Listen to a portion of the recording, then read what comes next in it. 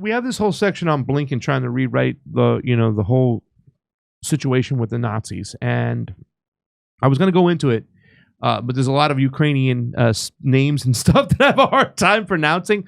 But pretty much you can see really quickly that Blinken is trying to rewrite everything. And this sympathizing of Nazis right now is just mind-blowing, right? So they're trying to figure out a way they can continue to demonize Putin, even the fact that they have to support a lot of Ukrainian Nazis. So Trudeau apologizes for embarrassing celebration of Ukrainian veteran who fought for Nazi unit in World War II. So here's Blinken. 82 years ago, Nazis murdered 34,000 Jews at Babi Yar.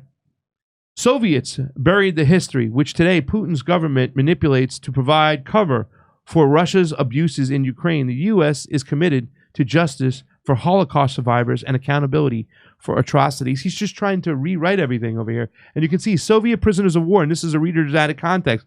Soviet prisoners of war, POWs, were among the people who were massacred at Babi Yar. The Soviets liberated Babi Yar and Kiev in 1943. The Soviets held a trial in 1946 in Kiev for 15 German policemen involved in Babi Yar massacres. Aaron Matei, it makes sense that the world's top warmongering diplomat is also a Nazi Holocaust revisionist. And that's under Blinken's statement over here. I mean, these guys will bend over backwards. And by the way, little mistake made last show. It was 7 years ago that Bibi Netanyahu made that statement, I think. We talked about that. But they're resurfacing that video a lot right now because they're trying to provide cover for who? The Nazis. Oh, it wasn't Hitler. He didn't want to kill Jews. It was a Muslim who did it, right? He said that 7 years ago now. And that video has since resurfaced because, once again, the West is funding Nazis, and they're trying to provide themselves cover for it. Here's Max Blumenthal under Blinken's comment as well. Blinken's father-in-law, Samuel Pisar, credited the Red Army with rescuing him from a Nazi death camp. Ukrainian Nazi collaborators slaughtered Jews at Babi Yar. Then Kiev named the road to the memorial after Bandera. Blinken desecrates history to rehabilitate Nazis past and present.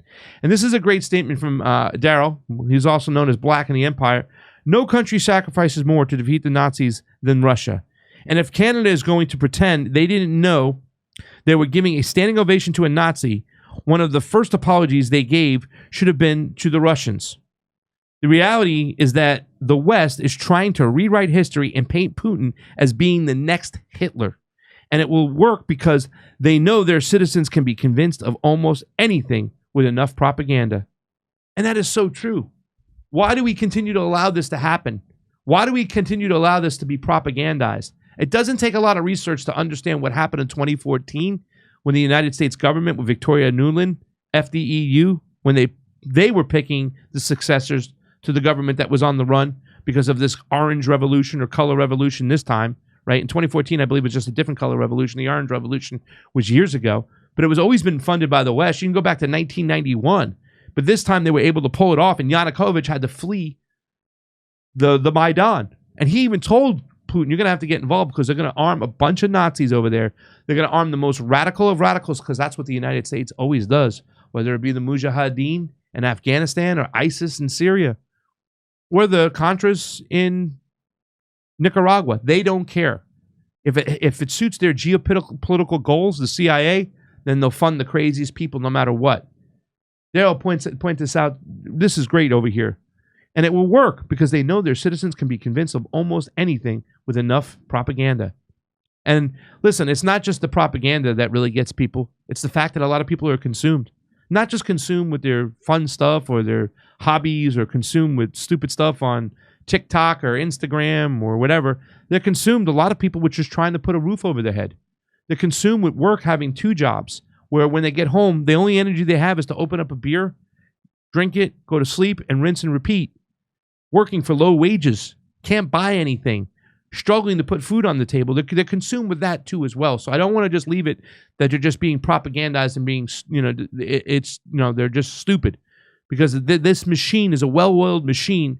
And that's why it's so important to push back against censorship, right? Because they're trying to control the information. If they control the information, they control you. This is historically incorrect, a lie, in other words. As usual, historical truth is more complex than what an ideologue like Blinken writes. So a very long tweet. So a fairly long tweet to educate the reader.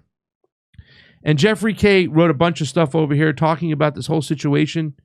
But we understand. Max Blumenthal, Aaron Mattei put it out very nicely. They propagandize. They're trying to rewrite history so they can support this war against Putin. By demonizing Putin, they're throwing so much propaganda at you. And guess what?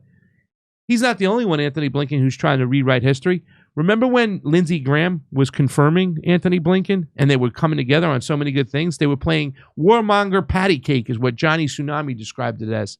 They were getting so excited that they were on the same page, pro-warmongers like this. Well, here's Lindsey Graham over the weekend on Face the Nation throwing you more lies and propaganda. Have you asked Donald Trump, your friend, to come out and publicly support more aid to Ukraine and to push some of these skeptical members of the Republican conference? I'll leave it up to him to what to do, but he wanted to get out of Afghanistan. Well, Vladimir Putin has been praising him for his comments about Russia and Ukraine. Here's what I'll say about President Trump.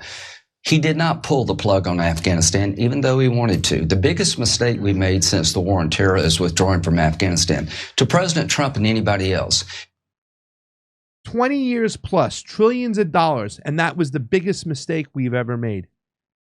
I mean, just wait until you listen to the rest of this crap. This stuff is disgusting.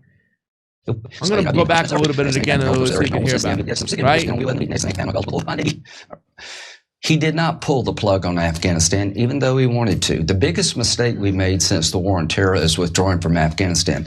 To President Trump and anybody else, if we pull the plug on Ukraine, that's 10 times worse than Afghanistan. There goes Taiwan. To stop funding Ukraine is a death sentence for Taiwan. Putin will keep going.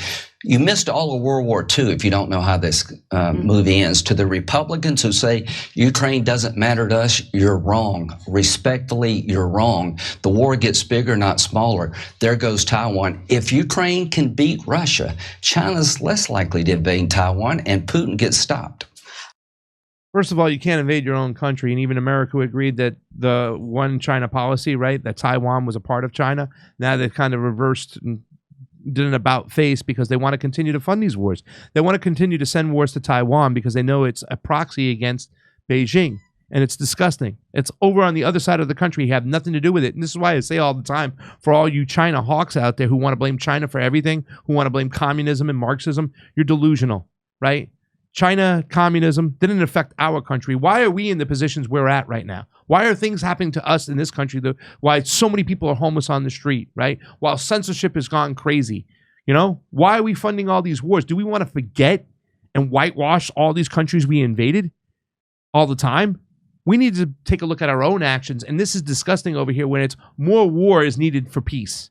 This is the same shit they've been saying for quite some time. If Lindsey Graham wants this war to go on so badly, he should pick up a gun and get his ass over there and stop telling the lies. The murder death cult. You know, we haven't lost one American life. There's 500,000 Ukrainians. Since when is a Ukrainian life not as precious as an American life? And we had Don DeBar talk about all this BS that's going on, the propaganda from China. This guy wants a war with China. You want to blame China for our mistakes. It's just ridiculous. You want to blame communism and all this other shit for our mistakes. And I'm not pushing communism over here, right? Okay? But we have to look inside ourselves. It's a capitalist system, baby. And yet everything's gone crazy. So please don't tell me about what we need to do. We need to stay in there. The biggest mistake is that we didn't stay in Afghanistan long enough. 20 plus years and trillions of dollars. You know, there's 21 deaths every day in the United States from American servicemen, ex-servicemen, that commit suicide every single day from PTSD. Every single day, 21 pulled the trigger, killed themselves. But this guy wants to continue to have war. It's not about winning the war. It's not about losing the war, right? He didn't really get. It's about endless war. And this guy is a cuck to it. He feeds the war machine. He's a puppet of the war machine. Lindsey Graham, biggest fugazi on the planet. Misha, you got anything else to say about this here? Any thoughts on Lindsey Graham? Are you going to go out and work for him? Maybe his campaign to get reelected? We can go get a Lindsey Graham shirt on you and go out there and knock on some doors for him? Doesn't he seem like, I just imagine him and a bunch of other, bureaucrats behind the scenes meeting up in some weird little freaky little cult place with masks and burning effigies and just being creepy. Dude, we You totally know? forgot to bring the goddamn Bohemian Grove thing. We Like he's did. oh, But he's totally in that. He's there. He's there. He's there with those creeps. Misha, Misha, you know, I let my producer down over here. Misha, she gave me liquid gold. She gave me video gold and this whole thing. And this guy's part of it. He's part of that little death cult that gets together. They don't give a shit. They look at us as useless eaters, man. They don't care about the actual citizens. They think they're better than us. We're nothing but a bunch of ants to them. And they don't care how many of us live or die. They don't care about how many suffer on the streets here in America. Almost 750,000 homeless people in America.